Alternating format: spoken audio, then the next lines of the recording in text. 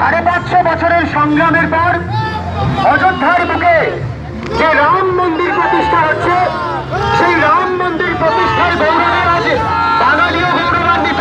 এই অযোধ্যায় যে রাম মন্দিরের যে প্রতিষ্ঠা, সেই প্রতিষ্ঠা ভারতবাসীর তো গর্বই, এবং বাংলাও ভারতবর্ষের একটি প্রচণ্ড অঙ্গাঙ্গিভাবে জড়িত একটি অঙ্গ। তাই বাঙালি হিসেবে, ভারতবাসী হিসেবে এটি অত্যন্ত গর্বের দিন, অত্যন্ত গৌরবের দিন। এবং ভারতবর্ষের মাঝে আমাদের কবি লিখে গেছেন, বিবিধের মাঝে দেখো মিলনও মহান। এই মিলনও মহান, মহান যে মিলন, ইউনিটি অ্যামং ডাইভার্সিটি। ভারতবর্ষের এই বার্তাকেই আমরা সবার মাঝে দিচ্ছি।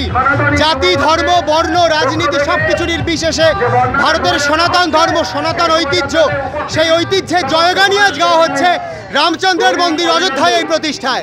এবং বাঙালি হিসেবে, ভারতবাসী হিসেবে প্রত্যেকের এটা মহা গর্বের কারণ। জয়। প্রশাসন কোথাও বাধা হয়ে যাচ্ছে না?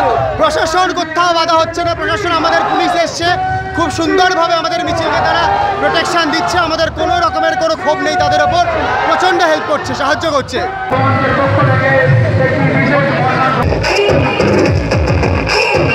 সকল রাম ভক্তবৃন্দকে জানাই তাদের আমন্ত্রণ।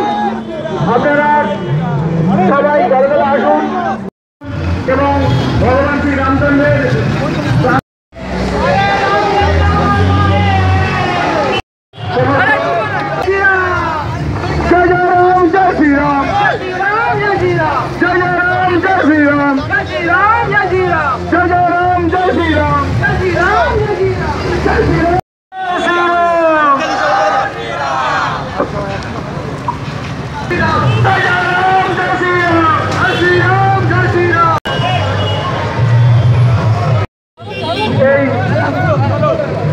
মন্দির প্রতিষ্ঠাকে কেন্দ্র করে যে খুশি, আনন্দের এবং গৌরবের দিন আসতে চলেছে, সেই গৌরবময় দিনকে স্মরণ রাখতে আজ আমাদের এই বর্ণাঢ্য শোভাযাত্রা।